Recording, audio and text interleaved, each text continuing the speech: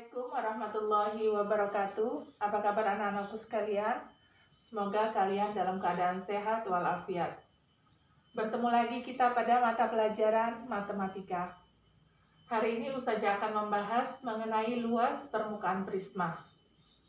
Materi luas permukaan prisma ini akan Ustazah bagi menjadi beberapa sesi video pembelajaran. Ya, kalian simak.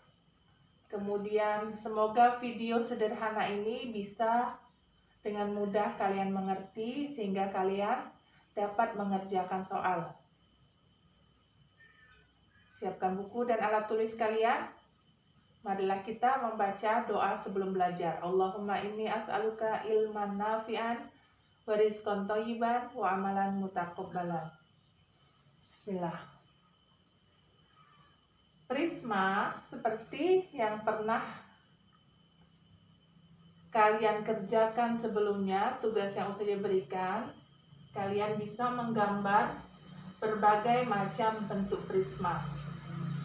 Ini yang Ustazah gambar ini adalah di antara bentuk-bentuk prisma yang pernah kalian gambar sebelumnya.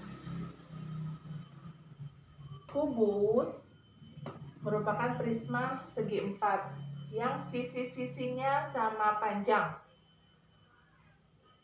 Ya, mempunyai sisi-sisi yang sama dengan rusuk-rusuknya yang sama panjang.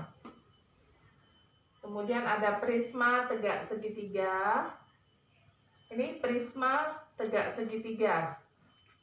Kemudian ketika prisma tersebut kita gulingkan, bentuknya seperti ini.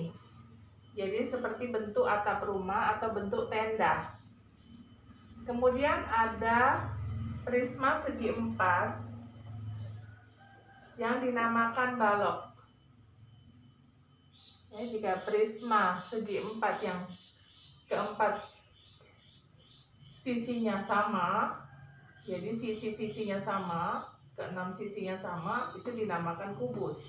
Dan yang berbentuk seperti ini prisma segi empat ini dinamakan balok. Kita akan belajar tentang rumus luas permukaan prisma.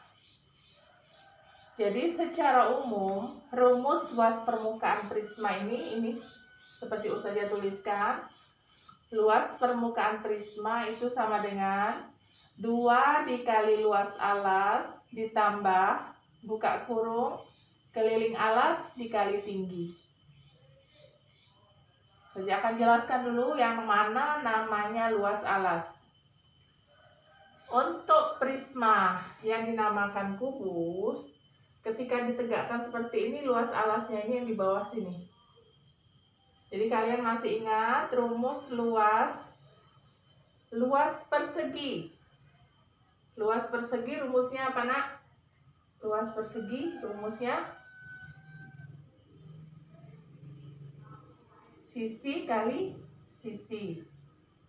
Jadi harus kalian ingat itu. Jadi ini jika kita masukkan ke rumus, ini luasnya adalah luas bagian bawah, bidang bagian bawah dari prisma segi empat. Yang mana yang dinamakan keliling alas. Ingat, untuk keliling itu kita jumlahkan. Rusuk-rusuk yang ini kita jumlahkan. Misalnya di sini panjangnya 5 cm. Artinya kelilingnya 5 ditambah 5 ditambah 5 ditambah 5. Ya, karena berhubung panjang rusuknya sama, jadi bisa kalian tuliskan 4 dikali 5 kelilingnya. Yang namanya keliling, kalian harus mengukur sekelilingnya ya, harus dipahami. Itu untuk kubus. Kita ke balok terlebih dahulu.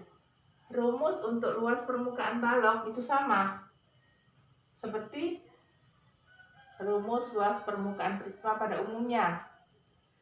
Luas alas itu adalah sisi yang berdekatan dengan lantai atau sisi bawah, itu dinamakan luas alas. Sama seperti tadi, jika kubus sisi alasnya berbentuk persegi, maka Alas daripada balok itu bentuknya apa? Persegi panjang. Masih ingat rumus luas persegi panjang? Masih ingat? Rumus luasnya panjang dikali lebar. Jadi rumus yang luas ini harus kalian pahami terlebih dahulu. Tinggi adalah tinggi daripada balok diambil. Jadi kalau balok itu ada panjang, ada lebarnya, ada tingginya. Tinggi balok yang dimaksud. Kemudian keliling alas itu keliling daripada bagian bawah dari balok, ya. Kalian jumlahkan. Bisa kalian jumlahkan sisi depan, samping, belakang, dan samping kiri. Atau karena sisi depan dan sisi belakang sama dan sisi samping kiri, samping kanan sama, rumus keliling balok itu kita bisa tulis 2 kali panjang ditambah 2 kali lebar.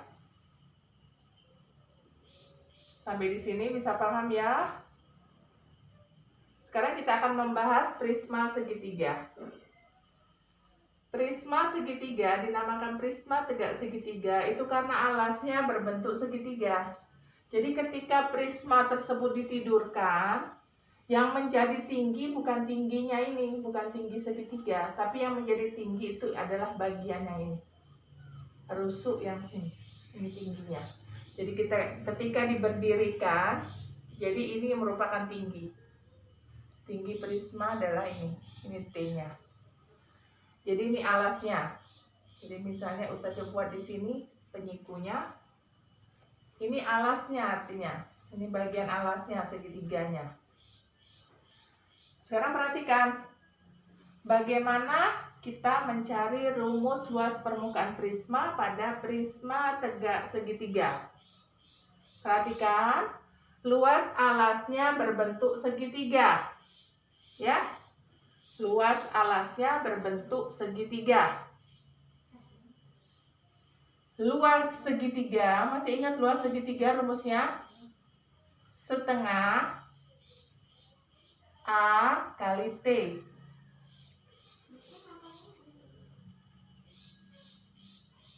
Oke, setengah A kali T. Jadi di sini misalnya Ustazah buat 10 dan di sini adalah 20. Kalian boleh menjadikan alasnya 10 atau alasnya 20 boleh, dibolak-balik sama.